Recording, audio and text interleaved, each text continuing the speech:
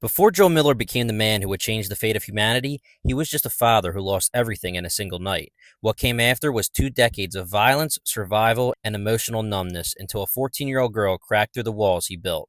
This is everything you need to know about Joel Miller, his past, his losses, and his impossible choice that defines HBO's The Last of Us. Before the world ended, Joel was just an ordinary man. Born and raised in Texas, Joel worked in construction and played guitar. He was a single father raising his daughter Sarah on his own. And while we don't know much about her mother, what we do know is that Sarah was Joel's entire world. They were close, sharing inside jokes, relaxing together at night, and supporting each other through the ups and downs of life. He also had a younger brother, Tommy Miller, a key figure in Joel's life both before and after the outbreak. The two brothers were close but very different. Joel was more grounded and skeptical, while Tommy was idealistic, often chasing bigger causes and a sense of purpose. That difference would shape their paths over the next 2 decades. And then everything changed on the night of September 26, 2003, Outbreak Day. That's when the cordyceps brain infection rapidly spread across the country. Joel, Sarah, and Tommy tried to escape the chaos together. They nearly made it out until they found themselves face to face with a soldier pointing a gun at them.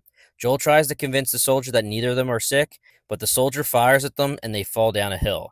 Joel, only grazed by the bullet, is almost shot again by the apologetic soldier, but Tommy kills the soldier and saves Joel. They then shift their attention to Sarah, who is mortally wounded in the abdomen and is hyperventilating. Joel attempts to move her to no avail. He then tries to apply pressure to the wound and calm Sarah, who is in severe pain. He screams for Tommy to help, but Tommy knows it's too late. Sarah dies in Joel's arms. That moment shattered Joel, and something inside him broke permanently. In the 20 years that followed, Joel became a hardened survivor. He and Tommy stayed together for a while, working dangerous jobs, fighting to survive in the new world.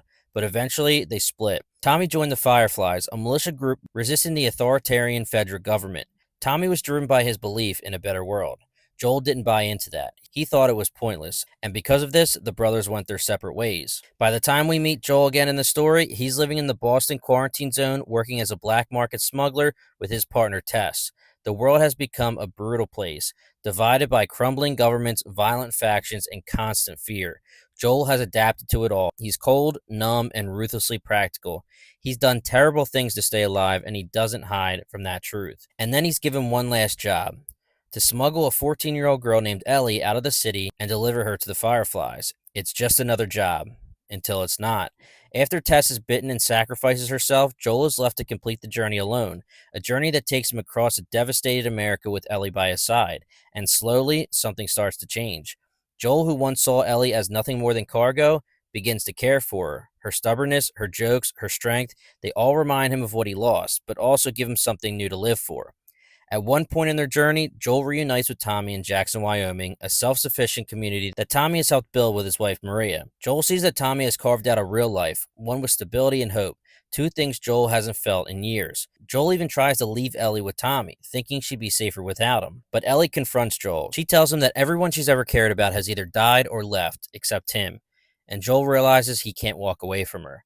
That decision cements their bond. Joel and Ellie continue on together, and eventually they reach their destination, a Firefly hospital where scientists believe Ellie's immunity can be used to create a cure. But the truth is brutal.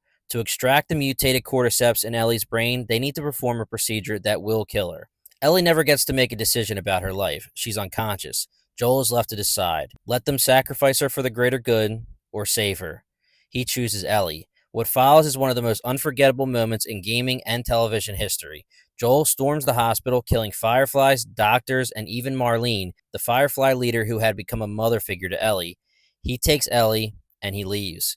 When Ellie wakes up, Joel lies to her. He tells her that the Fireflies had stopped searching for a cure, and that there were other immune people like her. She doesn't fully buy it, but when she asks him to swear that everything he said is true, Joel looks her in the eye and says, "I swear." And she says, "Okay." That moment and the decisions that led up to it define Joel Miller.